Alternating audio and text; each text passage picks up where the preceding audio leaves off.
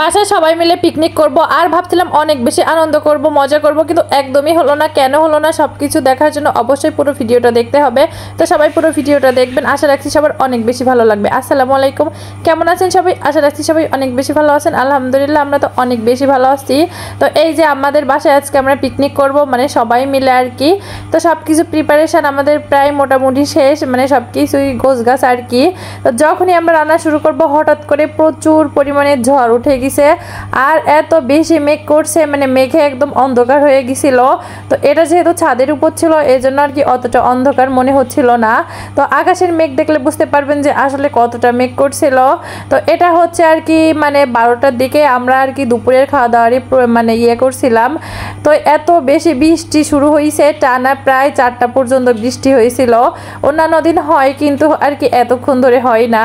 তো আজকে কিছুতেই বৃষ্টি থামছিল না। তো তারপর আমরা আর কি সিদ্ধান্ত নিই যে আমরা হচ্ছে সিঁড়ির রুমে আর কি করব। তো সিঁড়ির রুমে তো রান্না করা সম্ভব না, কারণ যেহেতু মাটির চুলায় রান্না হচ্ছে, মাটির চুলায় রান্না করলে অনেক বেশি আর কি মানে কালি পড়বে। তো তারপর আমরা আর কি সব কিছু গোছগাছি সিঁড়ির রুমে করছি। আর চুলাটা আমরা হচ্ছে ছাদের দরজার সামনেই বসিয়ে রান্না শুরু করে দিলাম। যেহেতু আজকে আমরা কেউই বাসায় দুপুরে রান্না করিনি, মোটামুটি সবাই সকালে হালকা পাতলা একটু নাস্তা করছে, যেহেতু দুপুরে পিকনিক করবে। তো হচ্ছে সবাই আর কি মানে না খেয়ে আছে, এখন প্রায় 3টা 4টা মতো বাজে।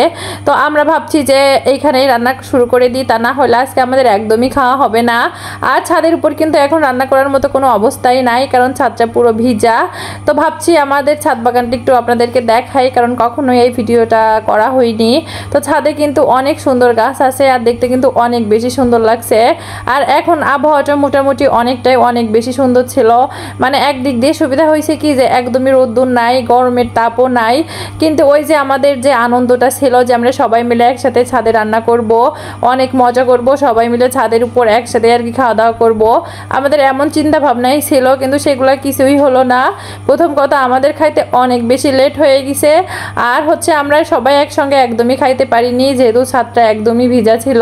তো তারপর আমরা আর কি রান্নাবান্না শেষ করে সব কিছুই ভাগাভাগি করে নিয়ে সবাই সবার মতোই আর কি রুমের মধ্যে এসেই খাওয়া দাওয়া করে নিয়েছিলাম। তো এই যে এইখানে আর কি মাংসটা মাখানো হচ্ছিল, গরুর মাংসটা আজকে হাতে মাখানোই রান্না হয়েছে। আর হ্যাঁ, কি কি রান্না করব সেটা তো একদমই বলতে ভুলে গেছি। তো আজকে আমাদের পিকনিকে রান্না হবে হচ্ছে সাদা ভাত আর হচ্ছে গরুর মাংস। আর উত্তরবঙ্গের বিখ্যাত হচ্ছে আলুর ঘাটি, মানে আলুর ডাল, যেটা আর কি ডিম দিয়ে। তো আমাদের একটা ভাবি আর কি উত্তরবঙ্গের, তো ভাবি আর কি ওটা রান্না করে আমাদেরকে খাওয়াবে আজকে। তো আলহামদুলিল্লাহ খেতে অনেক বেশি মজা হয়েছিল। তো এইখানে আমাদের প্রায় রান্নাবান্না শেষ, এখন আর কি ভাগাভাগি চলছে। তো এই যে মাংসটা আর কি প্রথমে ভাগাভাগি করে তারপরে এই যে ডিম দিচ্ছে, সেই আলুর ডালের ডিম, এখন ভাত। তো যাই হোক, ভিডিওটা এই পর্যন্তই। কেমন হয়েছে অবশ্যই সবাই কমেন্টে বলবেন। সবাইকে আল্লাহ হাফেজ।